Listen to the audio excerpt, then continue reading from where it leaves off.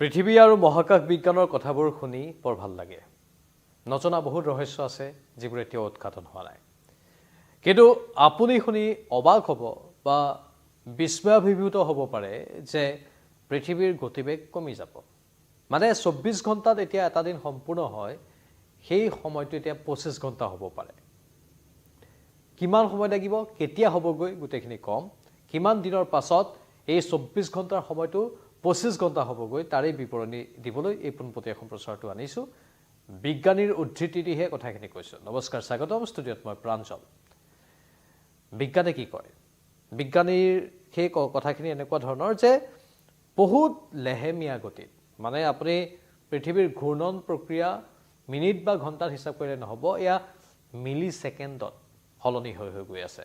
মানে পৃথিৱীয়ে সূৰ্যক প্ৰদক্ষিণ কৰে, সেই কথা আমি সকলোৱে জানো, কিন্তু সেই প্ৰদক্ষিণ কৰা সময়টো লেহেমীয়া হৈ গৈছে। বিশ্বাস কৰক, বিজ্ঞানীয়ে সেই কথা কৈছে।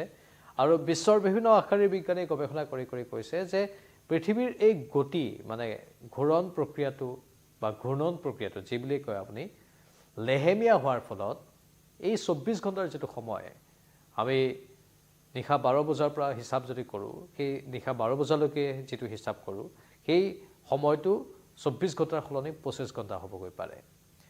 যিটো ৰিপৰ্ট আহিছে, সেই ৰিপৰ্টটো অলপ মন কৰিবলগীয়া। সেই ৰিপৰ্টটোৰে কিয়দাংশ আমি আপোনালোকৰ বাবে ক'ব বিচাৰিছোঁ।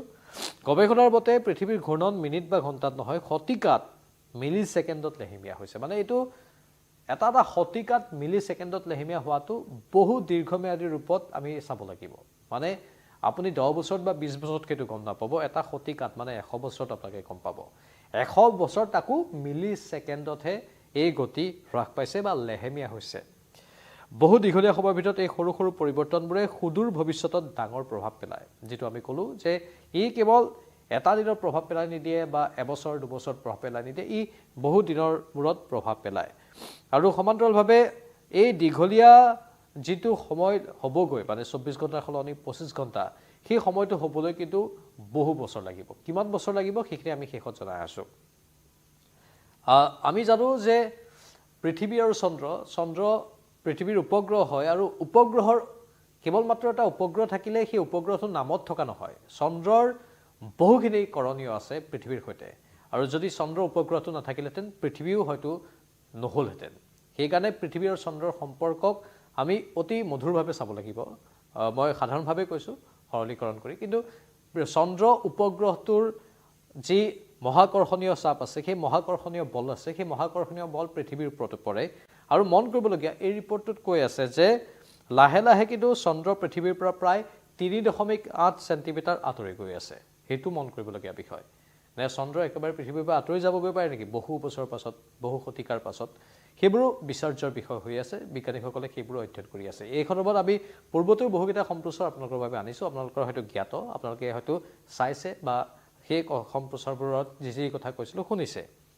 এতিয়া এই সমগ্ৰ বিষয়টোক অন্য দৃষ্টিভংগীৰে যদি চাওঁ, যে জলবায়ু পৰিৱৰ্তন আৰু বৰফ গলি হোৱা জলবায়ু পৰিৱৰ্তনেও এই বিভিন্ন ক্ষেত্ৰত ভূমিকা পালন কৰে। নাছাৰ গৱেষণাত কোৱা হৈছে যে গ্ৰীণলেণ্ড আৰু এণ্টাৰ্কটিকাৰ বৰফৰ তৰফ গলি যোৱা, হিমবাহৰ সংকুচিত হোৱা আৰু অতিৰিক্ত ভূগৰ্ভস্থ পানীৰ ব্যৱহাৰে পৃথিৱীৰ ভৰ প্ৰসাৰিত কৰিছে।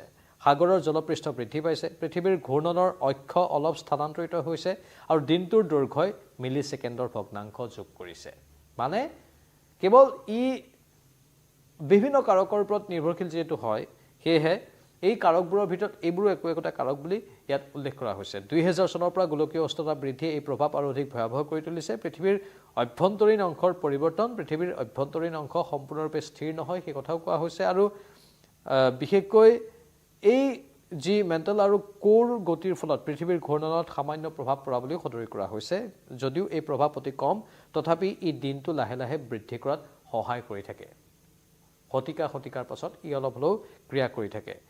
ছ'লাৰ ডে বনাম চাইডৰিয়েল ডে, এই দুটা কথা উল্লেখ কৰা হৈছে। বিজ্ঞানৰ বিভিন্ন কথা আছে, বিজ্ঞানৰ যিবোৰ কথা অলপ কঠিন যেন লাগিব পাৰে, কিন্তু সেই কঠিনবোৰ কথাবোৰকে আমি যিমান পাৰোঁ সহজভাৱে উপস্থাপন কৰিবলৈ চেষ্টা কৰোঁ, কিন্তু সকলো কথা সহজভাৱে উপস্থাপন কৰাটো সম্ভৱ নহয়। যি কি নহওক, বিজ্ঞানীসকলে ছ'লাৰ ডে আৰু চাইডৰিয়েল ডেৰ মাজত পাৰ্থক্য ৰাখে। আৰু ছ'লাৰ ডে হ'ল আমি জনা ২৪ ঘণ্টা, আনহাতে পৃথিৱীৰ ঘূৰ্ণন গতিক চাইডৰিয়েল ডে বোলে বিজ্ঞানীসকলে।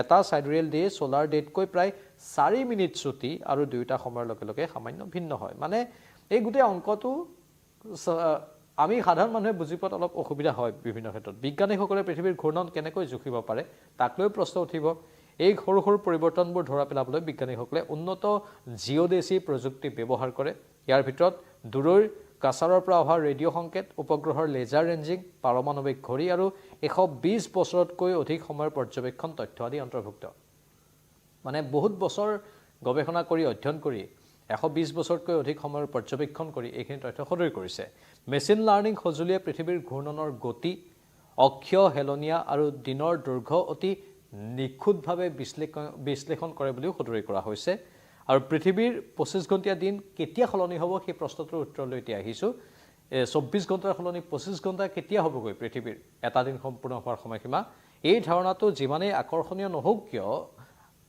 ভৱিষ্যতে ই কিমান দূৰলৈ যাব সেয়া কল্পনা কৰাটো কঠিন কিন্তু বিজ্ঞানীসকলে এটা গৱেষণাৰ জৰিয়তে অনুমান কৰি কৈছে যে বৰ্তমানৰ পৃথিৱীৰ চন্দ্ৰ ব্যৱস্থাৰ বৈজ্ঞানিক হিচাপ অনুসৰি 24 ঘণ্টাৰ পৰা 25 ঘণ্টালৈ যাবলৈ প্ৰায় 20 কোটি বছৰ সময় লাগিব পাৰে মানে বহুত দীঘলীয়া সময় আমি বৰ এটা চিন্তা কৰাৰ প্ৰয়োজন নাই 20 কোটি বছৰ পৃথিৱী জন্ম হোৱাৰ কিমান বছৰ হ'ল আপোনালোকে সেইবোৰ হিচাপ বিভিন্ন সময়ত পাই থাকে 20 কোটি বছৰ আৰু লাগিব মানে আমি কল্পনা কৰাতকৈ বহুত পাছত আছে সেয়ে তেতিয়ালৈকে চন্দ্ৰ পৃথিৱীৰ পৰা আঁতৰি যাব তেতিয়ালৈকে পৃথিৱীৰ জলবায়ু কেনেকুৱা হয়গৈ তাকো কোনো ক'ব নোৱাৰে জলবায়ু পৰিৱৰ্তনো হৈ আহিছে কি ধূমকেতুৰ আগমন হয় কেনে ধৰণৰ ধূমকেতুৰ আঘাত হয়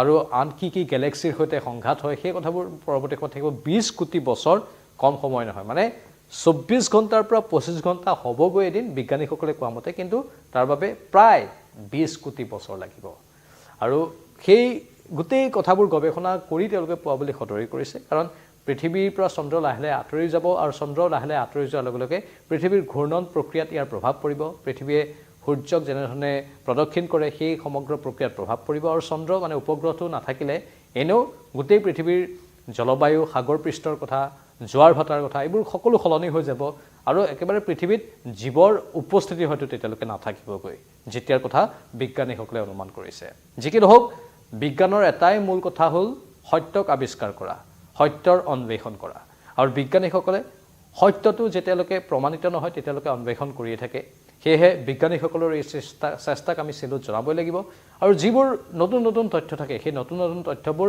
আমি আপোনালোকৰ সন্মুখত উপস্থাপন কৰোঁ মাত্ৰ তেওঁলোকৰ বিভিন্ন ৰিপৰ্ট পঢ়ি অধ্যয়ন কৰি তাৰে কিছুমান কথা খুব জ্ঞানগৰ্ভ সাৰুৱা হয় কিন্তু কিছুমান কথা বহুত কঠিন হয় বুজিবলৈও টান হয় কিন্তু আপোনালোকৰ মতামত আমি বিচাৰিছোঁ কমেণ্ট বক্সত কমেণ্ট কৰি জনাব এই সন্দৰ্ভত আপোনালোকে কি ক'ব বিচাৰে পৰৱৰ্তী সময়ত আৰু অধিক তথ্য আনিবলৈ চেষ্টা কৰিম চাই থাকক নিউজ 18 অসম নৰ্থ ইষ্ট নমস্কাৰ